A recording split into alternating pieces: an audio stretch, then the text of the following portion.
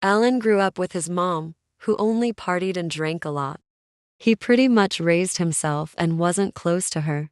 Right when he was about to finish high school and start college to get away from his mom, she got pregnant. She wanted to get rid of the baby, but it was too late when she found out, and the doctors advised it would be risky.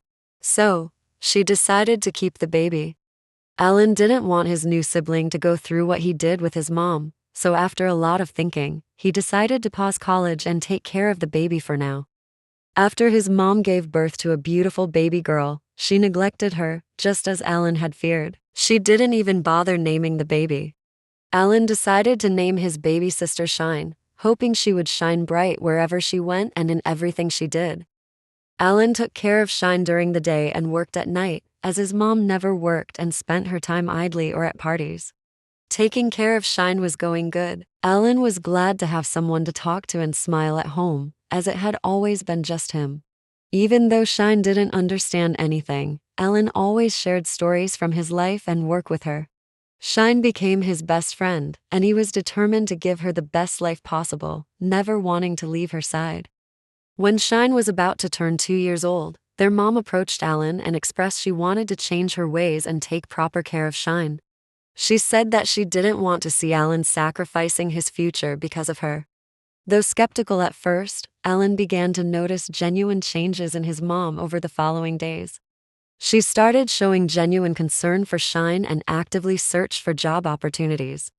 She urged Alan to pursue his college plans without worrying about Shine, and assured him that she was now a better mother.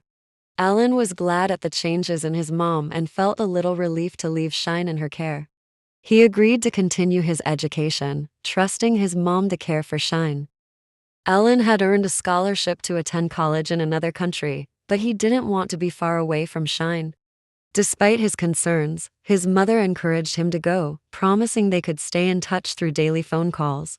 Reluctantly, Alan agreed and departed. Initially, they spoke regularly, but as time passed, the calls became less frequent. He understood his mother's busy schedule, caring for Shine, as well as working. He never returned home during vacations, but instead studied and worked. He wanted to work hard, earn a lot of money, and secure a comfortable life for Shine and his mother when he returns. Shine was growing up, and Alan was happy whenever he spoke to her, eagerly anticipating the day he could return home and see her in person. However, he worried that she might not recognize him since their interactions were limited to voice calls. His mom explained that she had sold her phone for a simpler one that couldn't support video calls, leaving Alan unable to see Shine's face. He only had a photograph which was taken before they parted ways, when Shine was just a baby. Shine was just a baby in that picture, and she must have changed a lot by now. After graduating, Alan spent an extra 2 years working in a company his college supervisor had recommended him to. He did well there and was loved by everyone, and within a short time, he had become a manager. However, he couldn't stay there for long because he wanted to go back home. Fortunately, his company had a branch in his native country, so he applied for a transfer. After 6 years, he finally made his return home. When he arrived, he eagerly headed straight home. However, when he knocked on the door, a stranger answered. Alan was puzzled and asked the man why he was in his house, scanning the area for Shine and his mom. The man explained that he had bought the house and had been living there for 4 years. Confused and trying to process the situation, Alan went to their old neighbor's house. Fortunately, the same woman still lived there. Alan inquired about his mom and sister, but the woman informed him that his mom had married a wealthy older man and moved out 5 years ago. Alan asked about Shine, but the woman replied she hadn't seen her since before his mom moved. Alan then asked if she knew where his mom currently lived, but the woman didn't know that. Feeling dizzy and weak in the legs, Alan wandered around, feeling confused and lost. Returning to the house he had bought, hoping to live there with Shine and his mom, Alan spent the entire night pondering where his mom could be. Suddenly, he remembered his mom's habit of sharing everything on Facebook. Although she had deleted her account, Alan spent the night searching, hoping to find a new one. Just as he was about to give up, he found her. He scrolled through her posts, but none of them had Shine in it. They were all about her travels and expensive purchases. Typical of his mom, she had posted a picture of her lavish mansion where she now lived. Alan found the address and headed there the next morning. Upon arrival, he noticed the gate was open and walked in. When he knocked on the door, his mom opened it. The moment she saw him, she exclaimed, "How did you find me?" and attempted to close the door, but Alan held onto it and asked, "What's going on? Why didn't you tell me you got married?" His mom responded, "Why would I tell you? And how did you find me?" Alan then said, "I'm only here for Shine. Where is she?" His mom asked, "Who is Shine?" Alan scoffed and replied, "Is this supposed to be a joke? Where's my sister Shine, your daughter?" His mom instantly replied, "What do you mean? I don't have any children. That little thing, I left her on an empty street one rainy night and drove off. I'm not sure she is still alive." "I'm not in the mood for jokes," Alan asserted. "If you left her, then who have I been talking to all this time?" His mom laughed and callously admitted that it was a homeless child whom she paid to pretend to be Shine. Tears of rage welled up in Alan's eyes as he said, "I should have known someone like you would never change. Was this your plan all along? How could I have been so stupid to leave poor Shine alone with you? I knew you were shameless, but to stoop this low, all for what? To marry a wealthy, wrinkly old man? This is all my fault. I shouldn't have trusted you and left Shine all alone with you." Just then, an elderly man whom Alan guessed to be the one his mom had married, emerged and inquired about the commotion, questioning if his mom knew Alan. Swiftly, his mom denied knowing Alan and claimed that he had just walked into the wrong house. With that, she went in and shut the door. Alan sat there, tears streaming down his face, blaming himself for leaving his sister. He eventually composed himself, convinced that Shine was out there somewhere, waiting to be found. In the following days, Alan scoured every possible orphanage, but there was no sign of Shine. It was time for him to begin his new job. While he wanted to dedicate all his time to finding Shine, he also knew that he needed to build a stable life for them both once they were reunited. He started work while using every free time to look for Shine. At Alan's new workplace, he was made an office manager. Within the company, there were multiple offices, each with its own manager. One of these managers was Joe, whose office was near Alan's. For years, there had been a rivalry between the two offices. They frequently competed over projects and every little thing, even squabbled over the use of the office lounge as they shared the same space. Despite hearing about this rivalry, Alan didn't care. His sole focus was on completing his work tasks and continuing his search for his missing sister. He never engaged in the disputes at work, but there was Joe, who always got in his way.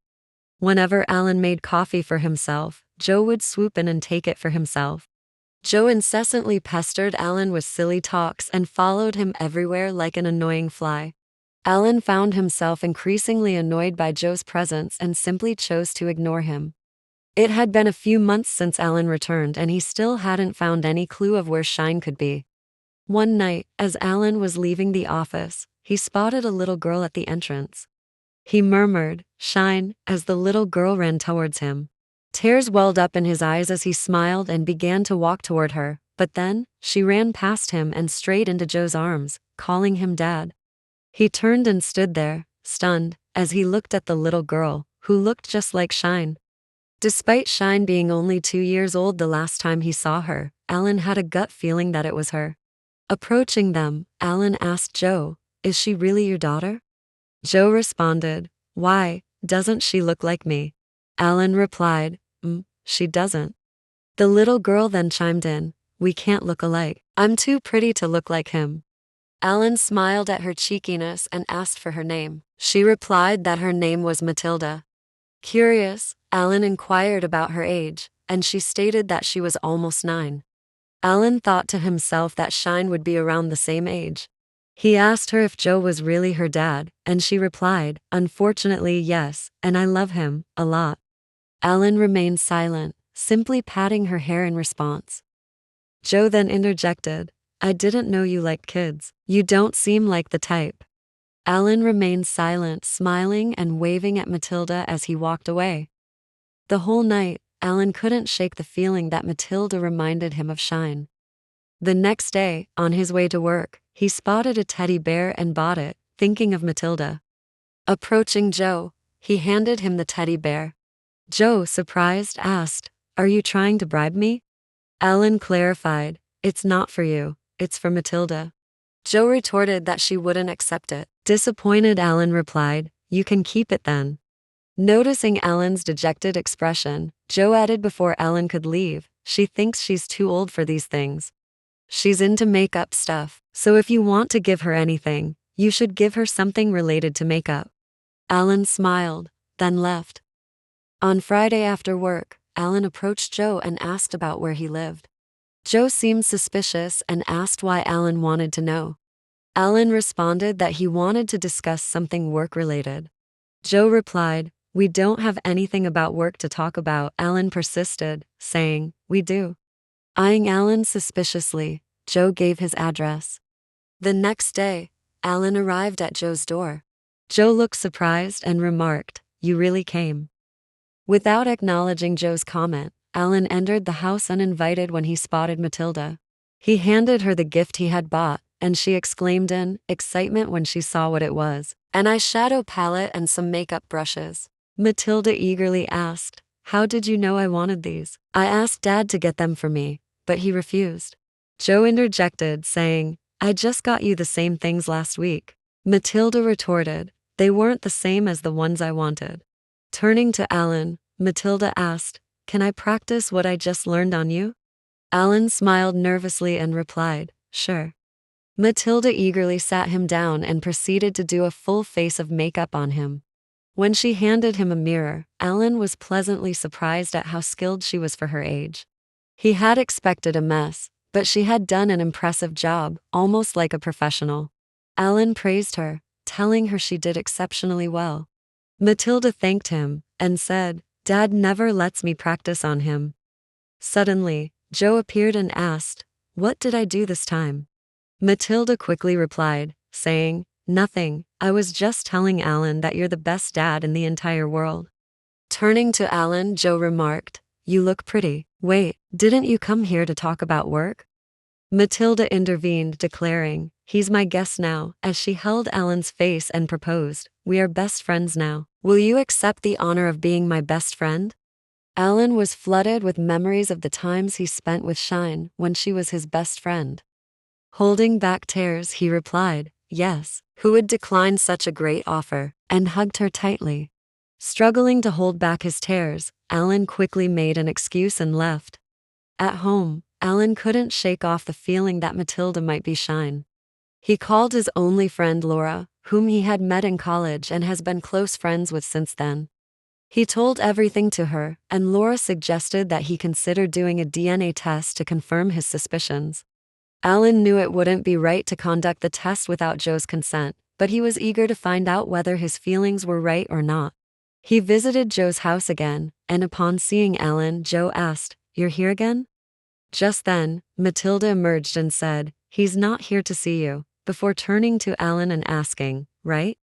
Alan nodded in agreement and pushed Joe aside, asserting, "I'm not here to see you." Matilda then pulled Alan inside, excited to try something new on him. As Matilda was busy doing her thing and Joe was nowhere to be seen, Alan seized the opportunity to quietly snip off a bit of Matilda's hair. After leaving, Alan went straight to get the DNA test done. After a few days of anxious waiting, he finally received the results. With trembling hands, he opened it. Matilda was indeed Shine. Relief washed over him as he looked at the results. He had finally found his sister. Overwhelmed with emotions, he cried uncontrollably, tears of joy wetting the results, while a smile spread across his face. He had so many questions for Joe, like how and where he met Shine, how she had been doing all these years, and what her likes and dislikes were now. But then he thought that Joe might not easily give up custody of Shine if he found out she was his sister. They had been together all these years, so it wouldn't be easy to separate them. After some thought, Alan decided to get closer to Joe first. Maybe after they both become close, Joe would be more willing to consider giving him custody of Shine. Alternatively, Alan considered finding something about Joe that he could use against him to gain custody of Shine. Alan called Laura and shared the good news with her, along with his plan to get closer to Joe. Laura supported him, providing the encouragement he needed. At work, Alan approached Joe and handed him a box of chocolates. Surprised, Joe asked, "Are these for Matilda?" Alan responded, "No, they're for you." Joe stared at Alan in shock, then reached out to touch his forehead, asking, "Are you okay?" Alan assured him, "I'm fine. I noticed you always eat chocolates while working, so I thought I'd get you some." Joe accepted the chocolates, still looking at Alan with disbelief, and thanked him. As Alan left, Joe muttered to himself, "Why is he suddenly being nice to me? Has he fallen in love with me?" The next time Alan visited Matilda, he couldn't hold back his tears and hugged her tightly, crying. Concerned, Matilda asked him why he was crying, and he replied, "I miss my little sister." Matilda inquired, "Where is she?" But Alan remained silent. He couldn't tell her that she was his little sister. Matilda didn't press further, and simply said, "It's okay, I can be your little sister too." Alan replied, "I would love that," his voice breaking as tears continued to fall. Alan continued his mission to get close to Joe. He made coffee for him, knowing that Joe enjoyed stealing his own. Additionally, he made it a habit to wait for Joe after work so they could leave together. He even followed Joe everywhere he went, just like how Joe used to follow him around. One night, Alan waited for Joe to finish his overtime work, and they found themselves alone in the office. As they prepared to leave, a sudden blackout occurred, trapping them inside, as the doors relied on electricity to operate. Alan turned on his phone flashlight and saw that Joe was standing so close to him that there was barely any space between them. Alan asked, "Why are you standing so close to me?" And Joe responded, "I'm just worried you'll be scared." Alan shook his head and decided to sit down, pulling a chair nearby. Joe followed suit, pulling a chair close to Alan and grabbing his arm. Alan then said, "Just admit you're the one who's scared." Joe quickly denied it, moving even closer to Alan and asking, "Do you like me?" Alan moved his face back slightly and replied, "Why would you think so?" Joe replied, "You've been acting strangely lately. You are suddenly being nice to me, and you are trying to be close to my daughter. I'm holding your arm, and you are not doing anything. You would have pushed me away before." Alan glanced at Joe's hand wrapped around his arm. Truly, he would have pushed Joe's hand away if he wasn't trying to get close to him. He replied, "I just want us to get along and be friends." Changing the topic, he asked Joe, "Aren't you worried Matilda will be home by herself?" Joe reassured him that she was with her nanny. Just then, the lights flickered back on, and Joe released Alan's arm. They bid each other good night and left. Initially, Alan frequented Joe's house on weekends and holidays to spend time with Matilda. However, he found himself spending more time with Joe. He had almost forgotten his mission and just loved to spend time with Joe. One Saturday, Matilda wanted to go shopping for new makeup, so she invited Alan to join them. When they reached the mall, they noticed a contest for couples with a prize of a full makeup kit. Excited, Matilda asked them to sign up. Alan remarked, "But it's for couples," to which Matilda responded, "I know, you two look like a couple." Joe offered to buy the makeup kit, but Matilda insisted on winning the contest. She signed them up and told them to win. Alan and Joe exchanged a resigned glance before reluctantly participating in the contest. During the first challenge, the couples were to maintain unbroken eye contact without blinking. As the challenge commenced, they began with a blank stare, but soon found themselves lost in each other's gaze. Alan and Joe didn't notice they hadn't blinked for a long time until the host said they won that round. In the second round, where one person had to carry the other while standing on one leg, they argued over who would be carried. Eventually, they settled on Alan being carried. They both ended up falling before Joe could even stand on one leg and lost that round. In the final round, there was a cake eating challenge where a cake was suspended above them. Blindfolded and with their hands tied together, they had to find the cake and eat it together. The first to finish would win. Initially struggling, they eventually got the hang of it. As they reached the last bite, they both moved towards it simultaneously. As Alan went for the cake, Joe went for Alan's lips instead. Unsure of what he had bitten, Joe began nibbling on Alan's lips until he removed his blindfold and saw that it was Alan's lips. Alan had already removed his blindfold and was glaring at Joe. When Joe's eyes met Alan's, he quickly moved back in embarrassment. Matilda giggled as she watched them, capturing the moment on video. Since they were the first to complete the challenge and had won 2 out of 3 challenges, they claimed the prize. Handing the prize to Matilda, Joe asked, "Are you happy now?" Matilda, brimming with excitement, replied, "Very happy. I knew you would win. You two should become a couple already." Alan and Joe exchanged awkward glances. Late at night, Joe entered Matilda's room to see if she was asleep.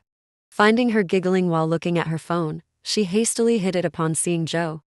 When he asked what she was doing, she responded, "Nothing," trying to stifle her giggle. Joe extended his hand, indicating that Matilda should give him her phone. She handed it over, and Joe saw she was watching a video of him and Alan from the contest. He asked Matilda when she took the video. She simply shrugged. Joe took the phone with him, saying he was going to delete it, and then left. In his room, lying in bed, Joe watched the video. When it reached the part where he kissed Alan, his cheeks grew warm, and he couldn't help but smile while touching his lips. He replayed that moment repeatedly, blushing and smiling each time. Questioning himself, he wondered if he had fallen in love with Alan. He transferred the video to his phone and deleted it from Matilda's phone. At work, Joe wanted to confirm his feelings for Alan. Although there was plenty of space, Joe stood close to Alan, their skin making contact. Instantly, a tingling sensation surged through Joe, electrifying every nerve in his body. His body grew cold, and his heartbeat quickened, the sound echoing in his ears. Seeking more confirmation, Joe slowly slid his fingers into Alan's. Alan turned to him and asked, "What are you doing?"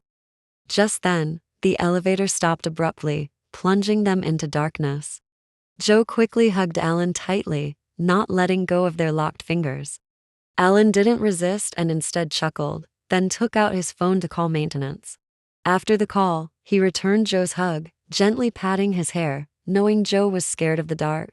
They remained in that embrace until the elevator suddenly resumed its operation and the lights flickered back on. Alan realized what he was doing and quickly moved.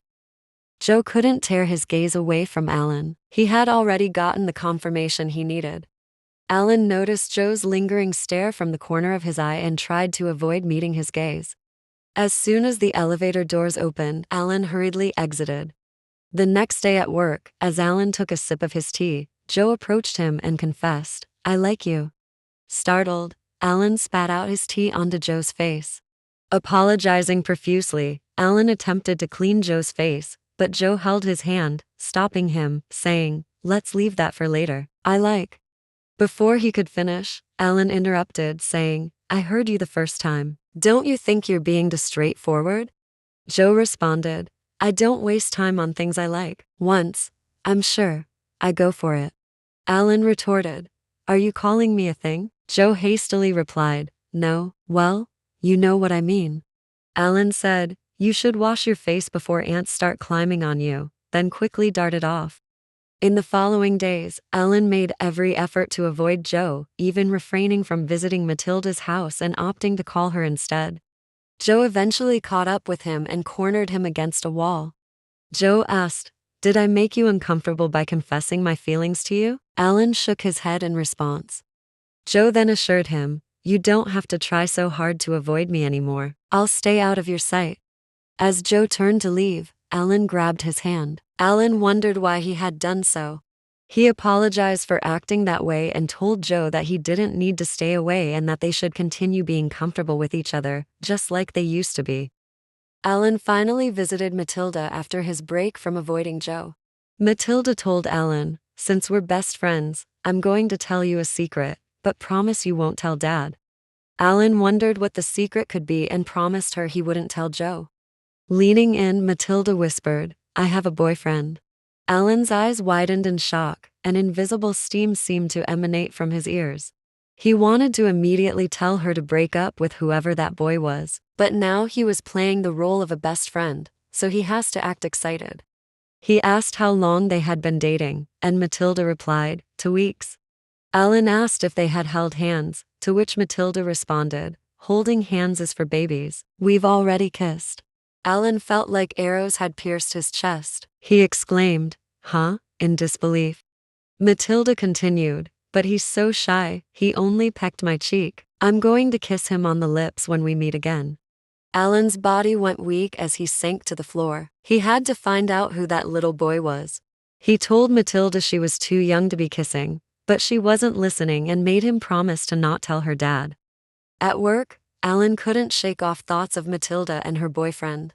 When he overheard a colleague mention running an errand near Matilda's school, he swiftly volunteered to go instead. When he got there, he kept staring at the school as if that would make him find Matilda's boyfriend.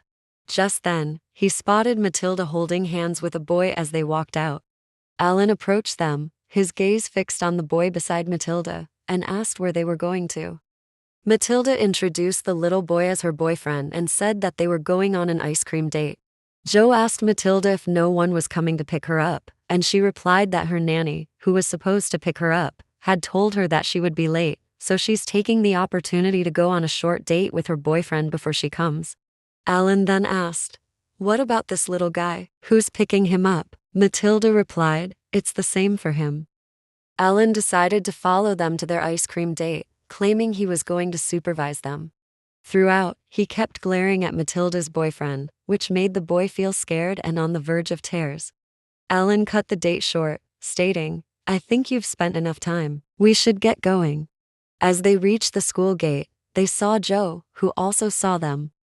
Matilda quickly released her boyfriend's hand and Joe, noticing, glared at the boy. Matilda's boyfriend burst into tears and ran to his mom, who had just arrived. Joe turned to Matilda and Alan, saying, we'll talk when we get home. The car ride back was silent, with Alan and Matilda whispering to each other in the back seat, strategizing how to get out of trouble.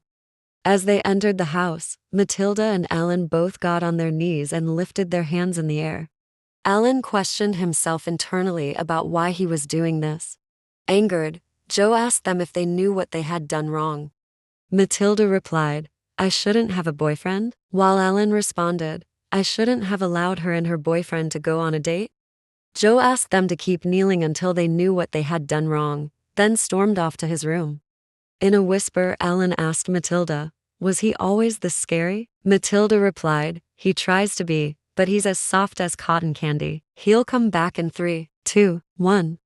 Just then, Joe emerged from his room and hugged Matilda tightly, expressing, do you know how scared I was when I came and couldn't find you? Matilda hugged him back, apologizing, and Joe reminded her that they would talk about her having a boyfriend later. Alan looked at them, smiling and wanting to cry at the same time. This would have been him and Shine if he hadn't left. Matilda went to her room, and Alan noticed a gift on Joe's table. He remembered seeing it with Joe's colleague, whom he had overheard saying she was going to give it to him. Alan asked Joe, do you like it? Gesturing towards the gift. Joe replied, and Alan asked, and do you like the person who gave the gift? Joe narrowed his eyes, looking at Alan suspiciously, then asked, are you jealous? Alan responded, am I? Joe moved closer to Alan's face as he said, you are. In that moment, they both fell silent, their gaze fixed on each other's lips. Alan leaned in slowly and pecked Joe's lips. Without breaking eye contact, Alan lightly bit his lip before leaning in to kiss Joe again, deeply and passionately. After they parted, Joe asked, how do you feel? Alan replied hoarsely, good. Joe then asked, do you want to do it again? Alan hesitated, replying, I don't think I'll be able to hold myself back. I think I should get going, and quickly darted off. At home, Alan called Laura to tell her about his feelings towards Joe. He admitted that he was falling in love with Joe and felt it was time to tell him about Shine. However, Laura's response was not as enthusiastic as usual. She simply told Alan to do whatever he wanted.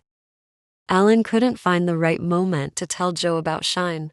Finally, on the day he mustered the courage to do so, Joe strangely gave him attitude the entire day and avoided talking to him. Determined to get everything off his chest, Alan approached Joe and told him that he had something important to say, to which Joe responded, "Of course you do." Joe then brought out his phone and played a recording of his conversation with Laura, detailing how Matilda was his long-lost sister whom he had been searching for, and his intentions to gain custody of her by getting close to Joe. Alan was shocked to hear it and attempted to explain everything to Joe, but no words came out from his mouth. Angered, Joe questioned, "So everything was a lie? All the time we spent together was just an act? You could have just told me, and we could have both figured out what to do. You really didn't have to go through this stress of acting just to get close to me. You didn't even bother to know how Matilda became my daughter. All you cared about was taking her away from me, without even considering to know what she might want." The only thing Alan could manage to say was, "I'm sorry."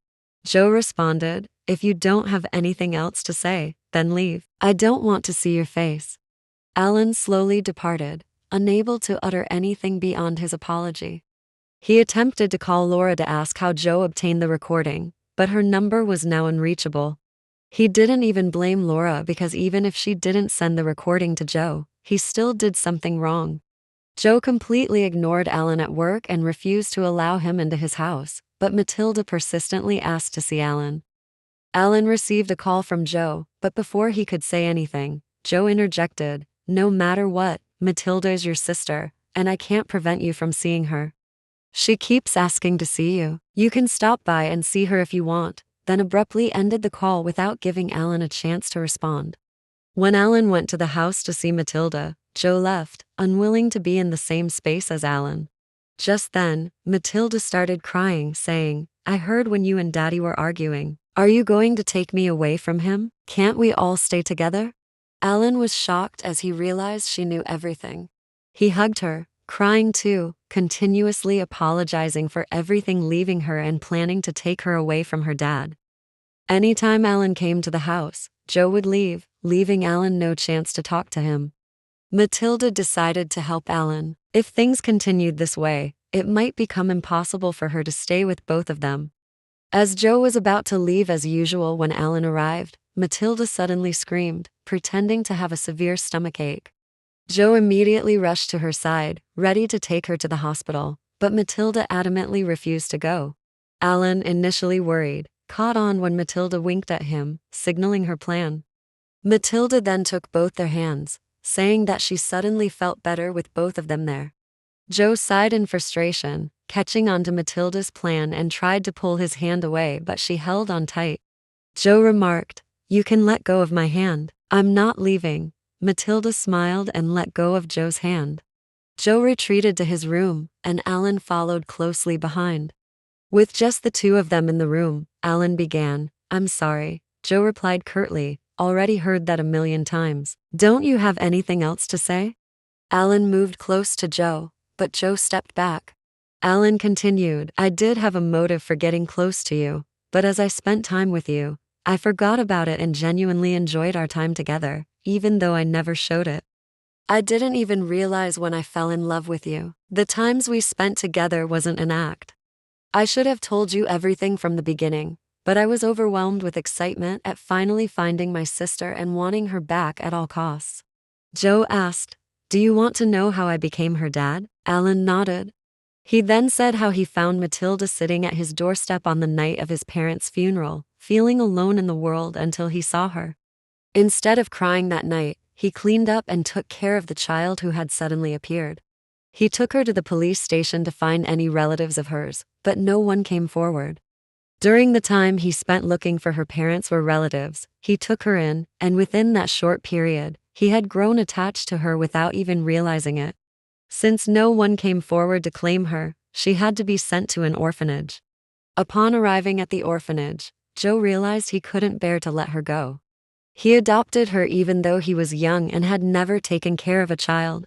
From that moment on, they only had and relied on each other. Alan hugged Joe, thanking him for finding his sister. Who knows, Shine might have ended up in the hands of someone evil. Alan also told him about their mom, and Joe couldn't believe it. Alan asked, "Have you forgiven me now?" Suddenly, Matilda appeared and chimed in, asking if Joe had forgiven Alan yet. Joe asked why she was eavesdropping on adult conversation. Matilda protested, claiming she wasn't eavesdropping and had just arrived. Joe shooed Matilda away, saying they weren't finished talking. Joe then asked Alan, "What do we call her now, Matilda or Shine?" Alan moved closer to Joe with a smirk and asked, "Do you want to be my boyfriend, or should I be your boyfriend?" Joe replied, "I haven't even forgiven you yet, and what's the difference?" Alan, still smirking, pulled Joe closer by the waist, saying, "I get to kiss you if you become my boyfriend, and you get to kiss me if I become your boyfriend." Joe responded, "You're making no sense right now." Alan then admitted, "All right, I just want to kiss you." Joe remarked, "Will you be able to hold yourself back this time?" Alan brought his lips close to Joe's and replied, "We'll see." He then gently parted Joe's lips with his own, kissing him. Joe reciprocated by wrapping his arm around Alan's neck, pulling him closer as they kissed. The kiss was soft, yet intense. Joe felt Alan's hand under his shirt and immediately stopped it and pulled away from the kiss. He remarked, "You couldn't hold yourself back after all." Alan smiled and hugged Joe. They all decided to live together, and Matilda was asked to choose whose house she wanted to live in. She chose Alan's house because it was bigger and nicer. Alan forgot about his mom and continued his life with his sister and his life partner.